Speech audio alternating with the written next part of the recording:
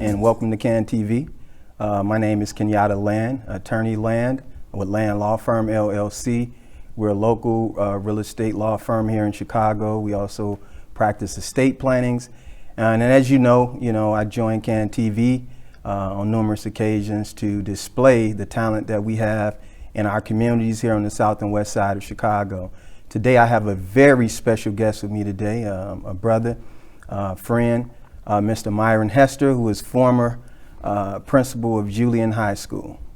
How you doing today, Mr. Hester? Good, and yourself? How are you doing? I'm doing pretty good. Why don't you introduce yourself to our guest? Well, Myron Hester. Our viewers. Well, Myron Hester, currently the network chief of 17 high schools, where I manage and support 19 high schools on the east side city of Chicago. Former principal for 15 years. I was principal at Julian High School, Kosminski Community Academy in Hyde Park, and Bowen High School, where New Millennium. Assistant principal and a teacher. And I'm a father and a husband with 6 kids. Nice, nice. Well, today I would like for you to, let's start off by sharing. You're an educator. I'm completely fascinated by your trajectory and your career. And I've often said this to you. You are, outside of being a husband and a father, you are an educator. You devoted your life to education, starting at the, I believe elementary or elementary school level. You worked your way up as a principal at a high school, and now you're in the administration for CPS. So I wanted to know, how did you get started? What, kind of honed your desire to become an educator here in the city of Chicago? Well, it's unique. My mother was a school teacher. And so even back then when I was a child, I would often go and support her during summer school, helping to tutor the students, and just learned a lot, always being around the school environment. She was a teacher at Burke Elementary School, located on the south side city of Chicago. Okay. And from there, when I went to school, Loyola University, originally I wanted to be a veterinarian. Oh, wow. And so my degree is in biological sciences, but I picked up a minor in secondary education. I started working at a Catholic school, for instance, Xavier Ward, which is low. They have 2 campuses downtown. The middle school portion where I did after school programming, began coaching. Then I would walk across the street and go to school in the evening to finish my degree. But working with kids, there was a strong connection. I tend to understand kids, and to me, education is so powerful that I do this work with the lens of helping to save lives. And as I'm leading principals and leading staff, my goal is to equip them and empower them where they can be solutionists to make their schools to be the beacon of their community. And so education is a passion of mine. I love it. You can learn so much from kids, and kids, we have to protect birth through 21. We have to protect that and remember that they're kids. And after they're 21, they're adults for the rest of their lives. So they don't have the longevity that they will as adults. So it's vital that we have the right people in education, and it's vital that we do right to make sure kids are priorities. I've had my moment in education, and so have you. And so now it's my duty to make sure that the kids that are coming up have a holistic experience where education helps them find their gifts and talents so then they can be successful in life. Wow. You know what, that is truly fascinating. I admire your approach to education.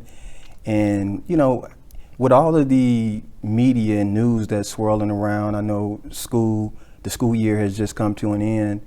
And so typically in Chicago during the summer months, we have a increase in violence. And there's been a lot of different, media outlets that cover these so-called teen takeovers. And so how do we, from your experience and your knowledge and your skill, how do we help the next generation to truly find their purpose? It's really easy. The infrastructure is built in Chicago. The whole system is designed to make our community stronger, and it can start in the school. It also incorporates the park district. It also incorporates your local faith and your businesses. We got to create ecosystems that's really going to cultivate and nurture these young youth. If you look at the difference between the South Side and versus the North Side and downtown, no investments in the South Side. Growing up, I remember going to the drive-in on Halsted. I remember going to the go-kart and an arcade on Halsted, and just different activities that we can do. But also as a kid, we didn't have technology that stifled innovation and creativity. So we would go outside and play and do different games. Cop and robbers, we play sports. Summer camp was at home. It wasn't at a facility. So I think to curb the violence, we got to really tap into what the youth are interested in. And the mayor's right that we don't demonize them, but we help them and we cultivate them. And we also put them in a situation where they can be successful, and we have to develop their talent. What do they like to do? Do they like art? Do they like to dance? Do they like to play music? Do they like sports? There are so many different examples out there, which is why I volunteer coaching, because you want to know where black males at, just go to a gym and you see a ton of black males giving back to youth. How are we tapping into that energy to now tap into the youth that don't have those connections? How are we thinking about those families, the grandparents, the foster parents that don't have the means or the resources to get those kids to the park or to the programs? And so we have to just be innovative and really be strategic in the approach, looking at each neighborhood at a time and see how we can build an ecosystem where everybody can win. The businesses, our daughters take karate. Why don't we have karate in all schools? Music, ballet. How are we connecting these programs to these students? And then also, how are we providing mental health resources? Not only for kids, but for everyone, all adults, even adults that manage trauma well need help. And the only difference between a student that's thriving and a student that's maybe having difficulty is that student that's thriving may be managing their trauma better than the one that's not. Doesn't mean it's not there. And most of our programs always geared towards this particular students instead of making programs where all students have access to. Where I look at students, I look at student. There is no category. There is no label. I look at the individual and what does this individual need to be successful in life. So in Chicago, we began to look at each community and understand the interest that each student has and then connect them to those resources and stay with them and cultivate that. Then we can change the trajectory of violence. It can be done really, really easy. All these community-based organizations, we can align them to a particular community where every community can benefit. We don't have to have people crossing, across town. We can build the infrastructure in each community by starting with the park districts and the schools and the local businesses and say, hey, how can we create an ecosystem where everybody works in order to develop the next talent and give these kids opportunities? The other thing is, if you want to go to do something fun, like go to an arcade or go to a movie, where on the South Side can you go? Not many places. Where can you go zip lining? Where can you go skateboarding? Where can you go ride your bike? Where can you go do wall climbing? Where are all these things that kids do? Where can you go ice skating on the South Side? No, I totally agree. So I grew up in a single parent home, fatherless home. A lot of my family members, a lot of my relatives were addicted to drugs. Incarceration ran rampant in the community that I grew up in, which is Austin, just off Chicago Avenue here on the west side. And so I understand firsthand the hopelessness and the culture that is being bred throughout the South and the West Side. But for someone that's sitting at home, some of our viewers right now that don't quite understand the hopelessness that's embedded in the culture that a lot of us from the South and West sides of Chicago, but throughout the nation, we experience through our upbringing. For that person that's sitting at home saying, how do we strike a balance between not demonizing the youth and at the same time holding youth that commit crimes accountable?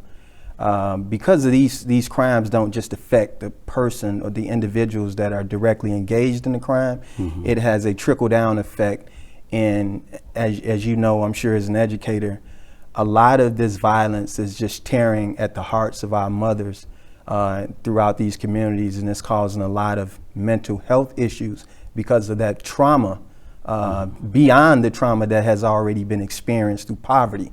So how do we strike a balance between not demonizing the youth? And I agree with that wholeheartedly, because I was one of those youth that, you know, an outsider would have likely demonized me because I didn't understand the effects of my conduct, and I didn't understand how to think beyond the culture of the neighborhood where I grew up.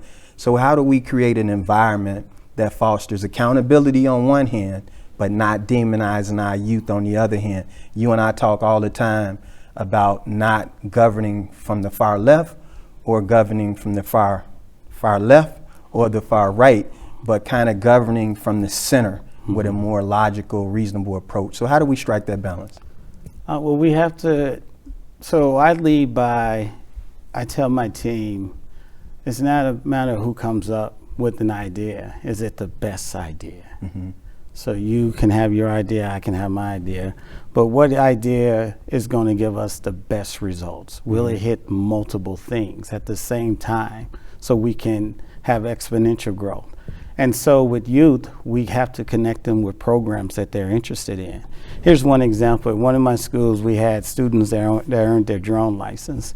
And at one of my meetings, I asked the students, well, what do you plan on doing with your drone license? And the license cover all 50 states. And one said, I want to do real estate. I want to go and evaluate, the roofs and do that. The other one said, I want to do rescue. Go and find people that get lost when they're out camping or skiing. And then another one said, I want to do drone racing. So here's one thing where they learned drones, but each one of them still had a differentiated approach to it. So how do we connect kids to passions? And sometimes kids don't know what they want to do, so they need to be exposed to it. Kids are skateboarding, they're riding their bikes.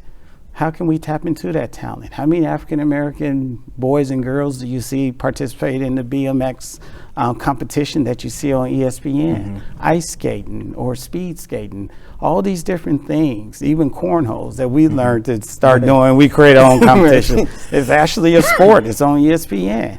And so my thing is, every opportunity that we don't have access to it, how do we make sure students have access to it? And once they like it, let's keep them in that. And let's develop that. And let's put the adults around them, because a kid, I call it the hook. Whenever I taught a lesson, I always had to figure out a way to hook the kids into the learning. Like if you're teaching about minerals, no kid wants to learn about rocks. It's boring. And so, but if I teach it from a lens of, the movie Blood Diamonds, where, you had this racist type of situation that impacted diamonds and things like that. Now I got their attention. Now I'm making it relevant for them. And so how do we make the content relevant where they can connect to it? How do we help them see their life down the road? I even had this conversation with my own boys. Like, you guys can accomplish this if you work hard now, but also being a kid. We got to remember to protect kids being kids, and kids need to play and have social events. If you take babies and you put them all together, no matter what race, they're going to go in there and play. And we have to remember that. Some of these behaviors that we see are taught behaviors. And some of these behaviors also have not been cultivated correctly. And so we need to teach them right and wrong. It's not that Kim Foxx and her policies were wrong. I just feel that we didn't do enough to educate the youth and what she was doing and what it meant to them, so that they can learn and not make the same mistakes over and over again. And so we have an accountability, no matter where we are as adults, even in government, to bring decency back. And we have to stop fighting. We can't say, you all stop bullying, stop fighting, but everything you see on government, there's fighting. We have to bring decorum back to government, and we have to lead from the middle, because you can't be far right, you can't be far left. That's not the way the world works. That's not how the United States became the way it is.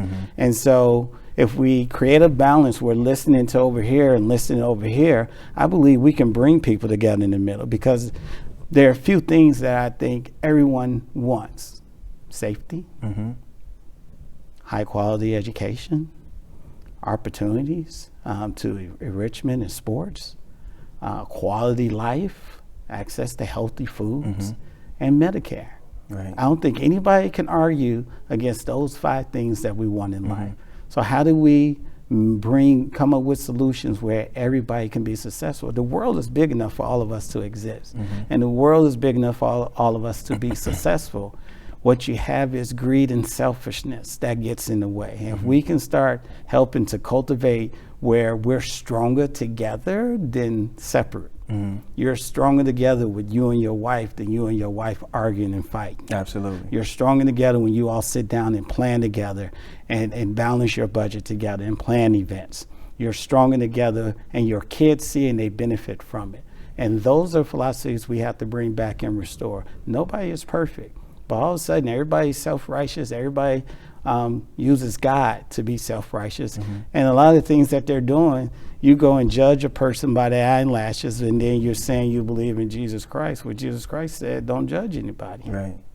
Well, you spoke about Kim Foxx, State's Attorney Kim Foxx, and it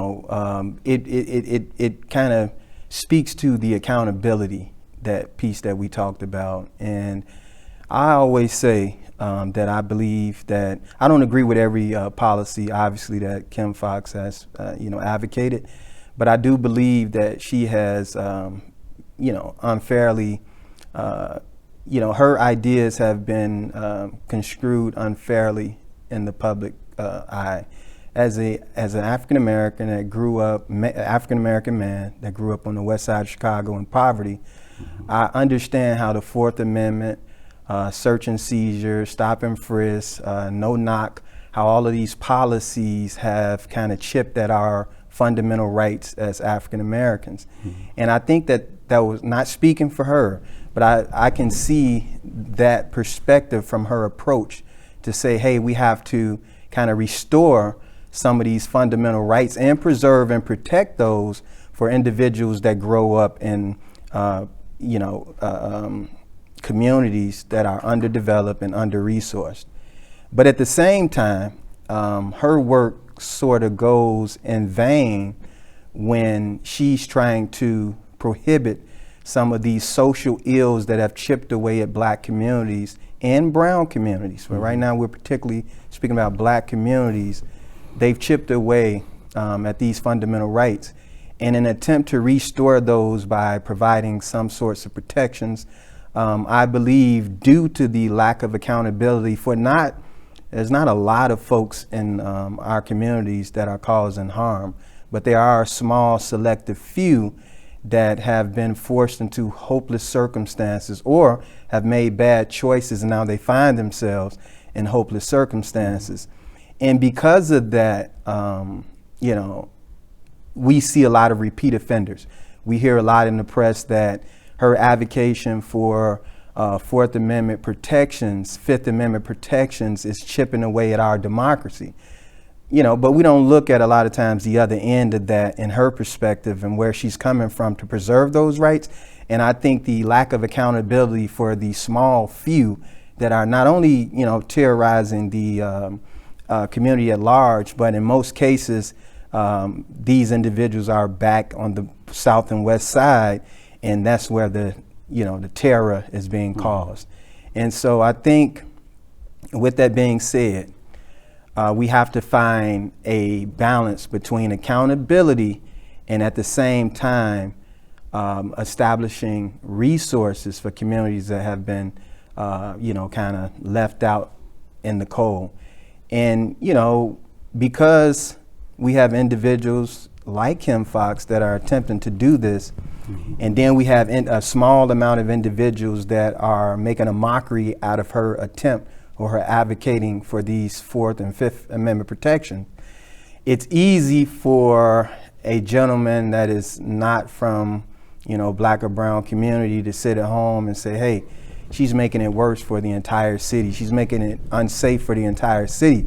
But I think what's being overlooked is that if you continue to create hopeless circumstances for individuals, incarceration, which shuts individuals out from student aid, financial aid for college. If you continue to perpetuate this kind of culture of hopelessness without some of the checks and balances that she tried to create, I don't think the city is going to be safer as a result of, making a mockery out of her policies, which I think were presented in goodwill. I don't think the city will be safer. Again, I think that you have to find a balance. And so, again, where is the balance between accountability on one hand, but resourcing our communities on the other hand? And a lot of parents, such as myself and other individuals, we do believe that it starts with our educators. And that's one of the reasons why I wanted to bring you here today to kind of share what are you doing and what you've done as far as your successes in order to kind of break that cycle of hopelessness and create a system of accountability. You bring communities together and you focus on one priority at a time. I've learned you don't penalize everybody for a few. Sometimes we do policies that the vast majority of them are doing what they should be doing. So then what is it that the small few are doing? How do we work with them to find out what are their trauma? Why are they doing these things? When we release them out of jail, where is the rehabilitation at? Where are the programs to get them connected to a job? Where are the resources to help them with mental illness? Where's the just all the supports for the family? If they're struggling economically and can't find a job because they have a family, nobody wants to hire them. We have to really look at all our systems and look at every little detail to say, how do we begin to find solutions to address this violence? Yes, there needs to be a balance. Yes, there needs to be accountability, but also, what were the missteps that we could have did things better? We just released them and put them on the streets? Did we release them into the care of maybe a church organization that have programs where they go in there and they stay within that program the next 6 months? Now they're working a job. Then we connect them to our apartment, depending on how old they are. Do we work with their parents to see if we can help them go back to school and get them a job and help improve their quality of life? So the things she put in place were harm that we have experienced, minor drugs, marijuana, and things like that. And our kids are locked up for months and things like that. And so it's interesting to see the criminal justice system is not in favor of certain particular race, but we've always been victims of the justice system. And her direction was to fix that.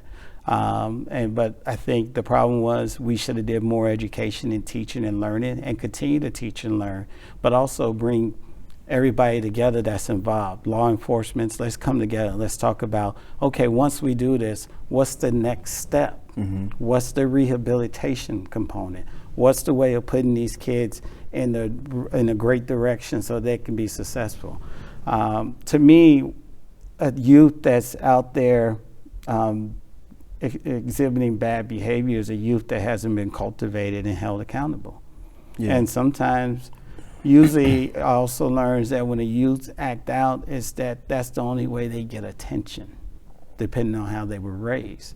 And so how do we listen to them, find out what they need, and then connect them to the resources so that that need is gone? And so the question is, where's the rehabilitation? When you have rehabilitation, then you can have accountability. Because restorative practices is not that I have a conversation with you and I send you on your way. Restorative practice also includes where let's make an agreement where you're going to check in with me now once a day, and we're going to talk about your day to see how you're doing. That's the accountability now. I don't restore you and then I send you on your way, because the human condition is we tempting to do the things where people are not watching. So how do I make sure I keep mentoring you and keep helping you unpack those desires that lead to bad to have you desired for good? But also, how do I cultivate your talent? If I'm cultivating your talent, you love music, and I got you in the music studio writing about your passion, that's going to be mentorship and healing and therapeutic for you. So where's the rehabilitation component? That's what's missing. And it's not their fault. well, where are the resources to do that? And I think we can use schools to do that, but it's got to be more than schools. We put too much on teachers and principals already. Well, you know, a lot. Not just to jump in right there. A lot of folks are saying, I'm hearing this throughout the barbershop and other social events that I'm at, and you know, a lot of African Americans in particular are wondering if we could have, as a city or as a state, provided better educational resources for African Americans a long time ago, seeing as though I think the state, including the city, has spent somewhere upward 300, 400 million in the last year for the new arrival of migrants. Mm-hmm. And so a lot of people are puzzled by that notion that, hey, you know, you've had schools on the south and west side, historic 50 school closures under the Emanuel administration, and now all of a sudden you have the money for new arrivals. And so I know a lot of folks are just saying that, hey, you know, yeah, we do need resources, but the political will is not there.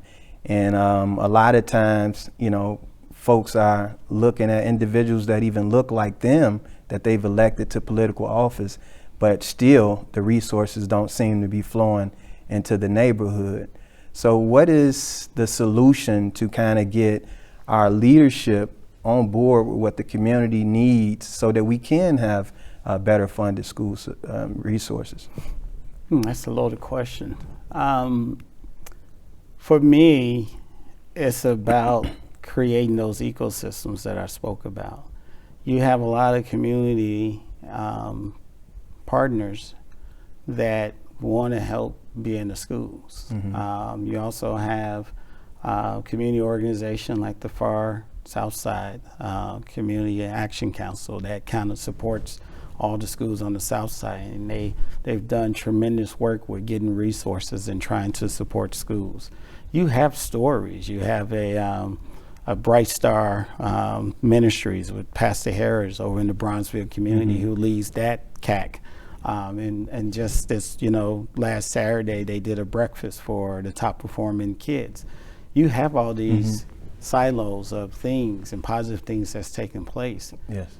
How do we build? We just need to build upon that. We need to bring those people together, and we need to say, okay, what are the needs? Mm-hmm. Okay, and who can cover what? And then we distribute. Okay, you got the mentorship, you got the sports, you got the fine arts, you got the education, you got the mental health. Mm-hmm. There's another gentleman, a doctor that works at the University of Chicago, who's volunteering in schools because he said he works in a trauma center, Dr. Pratt, and you know, one of the things he's always seeing black and brown kids come through there. And so he partnered with me when I was the principal at Julian, and he had his occupational therapist student coming over and just did all this work in educating them. Those are the things we got to build upon. We got to uplift these small stories that we see, and we got to start working in silos. There's a lot of community partners that are doing great things, and they're doing a lot of work in our schools, but it's isolated. Yeah. If we can connect this web, and we've talked about connecting the dots to create a web, they say a bunch of spiders, if they create a web, they can take down a lion. And so that shows the power of strength of us working together. So if we can have that, remove the crab in the barrel mentality and come with, hey, let's draw a solution, and everybody can win. The local church can win because we need them to step up. The community-based organizations can win. The educational system can win, and we can, the different funding sources at community-based, if they want to be in school, let's let them in the school. But let's also hold them accountable with the data, and that's where your accountability come in. We got to look at data to see if these programs are working. And if it's not working, what do we need to do differently? How many kids did we save? Because if we can change schools and we can create these ecosystems, then we can change our communities. And then once you start changing communities, I believe investors will come. Once communities are safe, we can empower our own community to take care of itself. That's what the Black Wall Street did years ago. We empower ourselves to support our own businesses and grow and help each other. We can. There's a pastor in in the Pullman Roseland area when I was living on 110. He was trying to create these block parties and these block clubs. Each block club would then take ownership of their block and create safe community. So one block at a time. You see the stories in New York and Harlem where they was doing one block at a time. We have to be strategic. We have to be smart. And we have to bring people together that really want to do this. And you can't lead being self. Dr. King talks about that in the drum major speech. If you want to achieve greatness, greatness is he that is who serves. Yes. Jesus came to serve. And that's the true measure of leadership. If you go into leadership for you to be self, then you're going to fail. I agree. Or you're going to be successful only to a degree of just you, where the people will still be lacking. You go into leadership because you are of service to people. And so we have to listen, we have to collect data, we have to bring the best people who have the right intentions, and we have to think outside the box and come up with innovation to start stimulating. I'm writing my capstone right now, and the title of school is boring. Because in education, we don't value truly all learning experiences. And we talked about how you can design a school day. Imagine going to school and your first class is karate. Right. Then after karate, you go to math. Then after math, you go to basketball practice for 2 hours. Then you go to lunch, and then you go to your literature writing class. So let me jump in really quick. So I know that we have somewhere upward of $300 million deficit with CPS that's being projected. And so a lot of politicians in particular would probably ask, where do you get the money from in order to, let's say, bring karate into the schools or a job training program? They would ask, where do you get the money from? And so what would you say to that? Well, there is data where we're not being adequately funded from the state, so we need to be adequately funded. But also, I believe so let's start with this. There could be different ways to get money. As a parent, do you pay for your child to participate in programs outside of school? I do. So on average, you're probably paying about $5,000 to $10,000 a year? At least. Well, that could be money that could be put in the schools, and we bring those partnerships in. And so I would love to do that too, because everything would be because then everything is there. And so there's way we can generate revenue. I mean, we can have fundraisers. We can find ways to make money. The question is, what are the ideas and how are we going to use the money to make sure it is used correctly and it's for school improvement, but it goes to the kids. And so I want to stay right there for a moment. And this is going to be a double question for you. One, I know as a principal at Julian, you were fiscally responsible in the sense that you were able to turn around that budget and turn a deficit into a surplus before you left. And you left, from my understanding, you left the school in a surplus. And so, one, how were you able to do that? And then two, you talked about partners earlier. And I wanted to know if SROs, which as of June, I think the superintendent has to remove SROs from schools or draft some kind of plan that excludes SROs from schools, and which are, school resource officers, police officers. And so do you think SROs are partners in these schools? And if so, how are they being used? I don't want to use the word used. Are they being, their skills being kind of, provided in a way to students where students can identify and say, hey, one day I want to be a police officer? Is that resource being used effectively? I've always had a positive working relationship with the SROs in my schools. They have, they want to be in the school. And so they want to be there because they want to help kids. And, it's the same thing we see with everything that's going on. We know what history has said about the prison pipeline, but we also know back in the day there weren't that many black and brown police officers. And so now a lot of black and brown are police officers, and they want to give back and they want to help. Police officers used to be stationed at the park districts back in the day. And so we've got to build relationships. We can't be enemies, because who's the first person you call when something happens? Somebody breaking your house, who you calling? Yeah, it's police. You got to call the police. And so this nonsense that we have to stop this divide. They're not our enemies. And again, I agree. You don't penalize everyone for the few. I agree.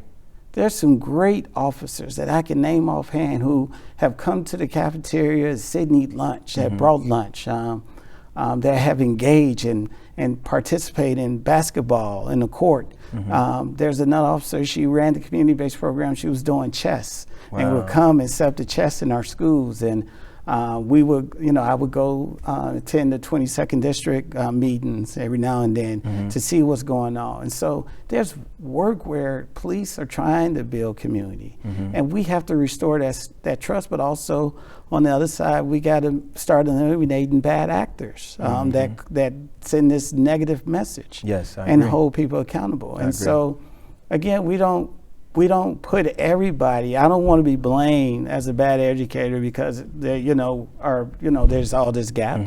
Because I think I'm a good educator that's working hard to try to make a change. And so if we keep putting people in these boxes where everybody else does something wrong, that's the wrong thing to do. We need to hold those people that do wrong. Let's hold them accountable, and let's make that one first. You're racist if you do anything that discriminates or violate. And I told you this, my philosophy is do no harm to others. If everyone lives by that philosophy where you do no harm to others, then I think we can start moving towards a peaceful world. Right. But SR officers were dear to me. They help work. But here's some of the things you don't hear about. When there's people walking up to the school building that don't belong there, I was able to grab the SR officer. We was able to turn them away. If a kid came to the building because they got shot, the SR officer can get the police and ambulance there faster than a 911 call. Those are things you don't hear about. Most of the violence was protecting from the outside from coming in, than the inside out. Yeah. And so the other part with that is, unless you've been a principal or been in that seat, how would you know? It's like, I don't know your experience as a real estate attorney unless I've sat in your seat to understand some of the nuances. Well, this is kind of what we as Chicagoans, who are, many of us are parents, this is what we wonder. And we say, okay, now we have educators conceivably that are on the 5th floor of City Hall. And so we have a bargaining deal coming up with CPS and the administration. And so I believe many of us are hopeful that, okay, now we should have some kind of fruitful discussion around educational resources.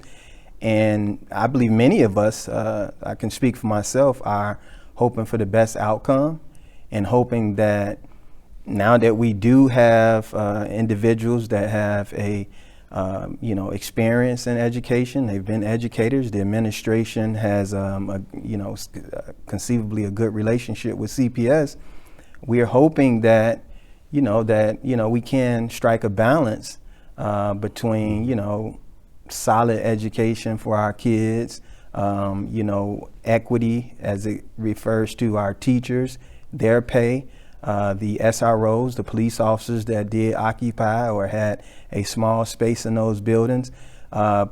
Sometimes it feels as though politics has gotten in the way of common sense. And to your point, I agree with you. I think that it is complete common sense to treat everyone equitably. Of course, we want constitutional policing. We don't want some guy that's terrorizing a person or violating someone's rights just because of their skin color, which is to the point earlier we talked about State's Attorney Kim Foxx. I believe I don't know this to be true, but I believe that was part of her position to try to advocate for stronger Fourth and Fifth Amendment rights for underserved communities. But that's just my opinion. But how do we strike that balance of equity and kind of get away from the politics that are controlling the narrative right now? Education right now, as I stated earlier, we have to focus on the student.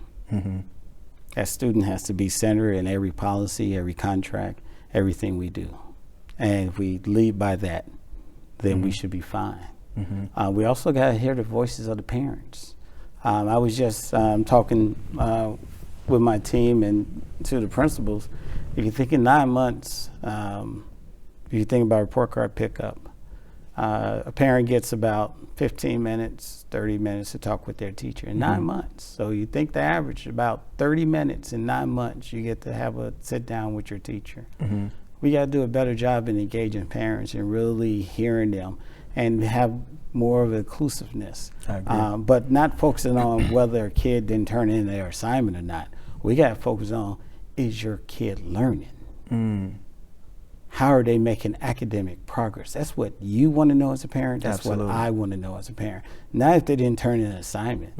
Maybe they didn't turn in an assignment because they already mastered the standards. So do you favor a grading system in our education? If so, what does it look like, the system that you favor? Do you because I know, such as like say a Montessori model where, a smaller child has the opportunity to learn with other older children and to kind of figure out what their particular, what they like. They kind of get the opportunity to be free to kind of discover what it is that, really kind of drives their purpose, even as a small kid.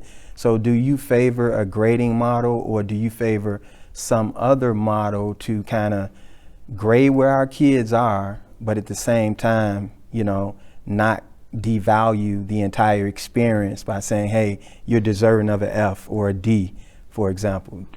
Well, I've seen where different schools have I've seen where schools have done narrative writing as a report card and had to work with the higher ed in order to get their kid accepted. I've seen where schools have moved towards competency-based, where kids used to get the retake and it's more based on standards. Okay. And I've seen a traditional model that we have now that we all grew up in. I think that the ultimate goal is what system is going to tell the parent and that student if they're growing. You can have a regular grading system and still grading still should be feedback. That's what grading is. I grade your paper and I give you feedback on your assignment. So what type of feedback am I giving you? How am I encouraging you to try this again? Or do we have a more punitive model where I give you an F and that's it? You fail and that's it. Or do I give you practice over time and time? And we have examples. I mean, look at sports. They're learning skills. They're learning SEL skills, and even in music and all those things. How do we grade that? We grade it by seeing the talent develop and grow, and we give constant feedback. And so if we can design a system where no matter what grading system we use, the key thing is, does my child know if he or she is growing? Does the parent know if their child is growing? And what systems and structures do we have in place so that when I graduate, I know I have achieved, or I know how to write correctly. I know how to go and be successful in society. That's the direction we need to go to. We need to go to where, how do you know if your daughter is in 3rd or 5th grade, what reading level she is? Is she progressing? Is she struggling with her vocabulary, her verb? That's what you want to know, because then you want to practice on that to help them overcome that challenge. Yes. And that's what learning is. If we focus on cultivating the human condition instead of being aligned to a standardized test, to me, that gets under me personally, is that we build around standardized assessments where we should be building around a student and how many talented kids are graduating from school, not based on some score. Yes, it lets us know where you are. There are some benefits to it, but that shouldn't be the end all be all. And so that's what I believe. We got to create systems that are designed that look at the whole child in multiple ways. I have a child that's a non-speaker. So he fails in speech because he's a non-speaker? Right. No, he's still trying to cultivate and find himself. I agree. So what are some other avenues that we can do to find out if my child is learning and growing? That's a good perspective, which leads me into my next question. You know, I believe it's Alderman Riley. I don't want to misquote. It could be, no, Hopkins. I believe it's Alderman Hopkins right now, Brian Hopkins, that wants, he has parts of Streeterville. And because of the teen takeovers, maybe a couple weeks ago, there was a family, husband and wife, going out for a date night. And they were allegedly attacked by a teen mob, and the woman lost her child. She was pregnant, 2 weeks pregnant, and she lost her child. And that is extremely sad and unfortunate. And I understand that we want to try as a society to eradicate acts of violence that, such as that one and others similar to those, or any act of violence for that matter. What do you feel about the 8 p.m. curfew in which Alderman Hopkins, and I believe that's him, if I'm misquoting, then I'm sorry, but he is looking to implement a curfew, 8 p.m. I think this is a proposal that's on the table. The child would have to be with an adult. I don't know if they've quite yet defined what age the adult is, whether it be 18, 19, 20, 21. But do you feel that that is a workable solution to the acts of senseless violence or the hopeless culture that we're seeing take place now, not only on the south and west side, which is where we were raised, but now, and I kind of predicted this being a product of a hopeless culture and being a product of my environment coming from Austin. I could see this kind of permeating. Years ago, I would tell my wife that, hey, if Chicago does not understand that it has to be an all hands on deck, all 50 wards, irrespective of whether their neighborhoods are being afflicted with the kind of crime that Austin has historically seen, that it would spread and it would permeate, and the entire Chicago would look like, parts of Inglewood, parts of Austin, because you cannot ostracize hopelessness. And so, do you think that this policy is workable? Do you think it's equitable? Well, first, I want to say it's unfortunate what happened, and I hope the family is doing okay and Likewise. they get the supports that they need. That's tragic, and it's really unacceptable. It is. To a large degree. And the question with a curfew is, what time are most of these acts taking place? And they're not at 8 o'clock; they're throughout the day now. So I mean, violence taking place every day throughout the day. That is correct. And it's not a laughing matter. It's not a laughing matter. But again, what's the best solution? What made those boys do that? That's the question. And how do we find the correct solutions to address that, but also hold them accountable for that, and send a strong message that that behavior, do no harm to others, is the goal. And we have to look at certain things to address that, but do no harm to others. If you do no harm to others, we're not even having this conversation. Why would you want to harm somebody else? Why? You know what? Growing up in a culture and in a neighborhood that, growing up without a father, growing up, your family members are, addicted to drugs, and you're seeing just the lowest state of human beings that, that you're seeing this, and your peers at school, they're probably not seeing the same things. And so you have a different outlook on life. And you don't quite look at the consequences of your actions because of the hopelessness you feel inside and the lack of self-worth that you have. you know, it becomes like a second nature to impose that same low self-esteem or that low confidence or low self-worth onto someone else via a violent act. And so, yes, we have to hold individuals accountable. And yes, that is highly unacceptable. But how do we do it? And I agree with the mayor when he states, and he and I have had numerous conversations about this, the root of these kind of hopeless acts. What is the root cause of this crime? And a lot of times, and we can't excuse the crime, but after we hold individuals accountable, we can look further into what has caused these kind of, you know, violent acts or these kind of criminal acts in order to prevent them from happening later on. So we look at a long-term strategy as well as punishment, perhaps in a short-term strategy, what that punishment looks like for a 16-year-old that doesn't have a mom or a father, or you know, their family is afflicted by drugs. What that looks like, I don't think any of us quite have the answers yet, because if you look at the victim in the incident that happened a couple days ago, justice for them looks different than if you talk to someone that's currently in the same impoverished, hopeless state. Justice looks a little different. So to your point, I think we do have to find a way to come to the middle, send a message to the entire city of Chicago. That includes blacks, whites, Latinx community, every community, that we all have to be hands-on in order to combat these, you know, kind of senseless acts. Yeah, I mean, we do.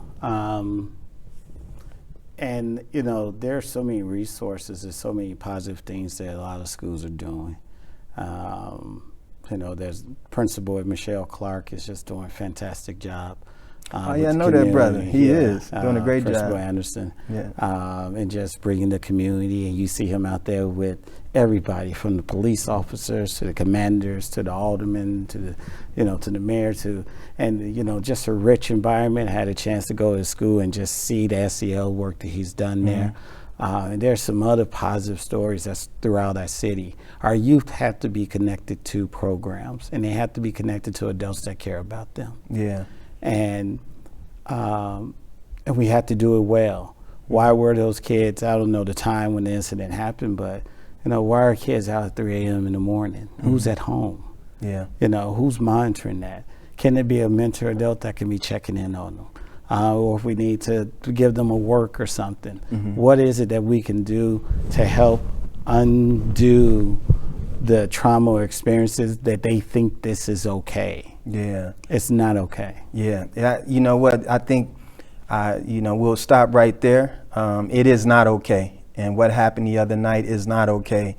And we have to find a balance between accountability and not demonizing our young folks and giving them an opportunity. But we have to leave it right here for now. But we have to come back and kind of continue this discussion. I want to thank all of our viewers out there for tuning in. Hope to see you on part 2 of this conversation, this you know, meaningful discussion between Myron, Hester, and myself.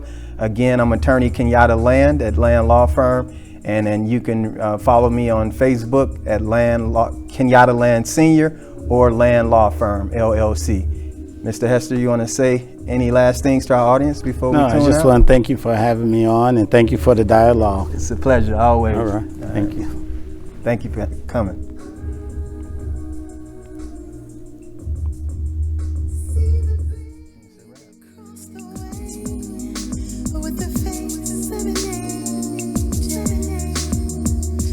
Looking for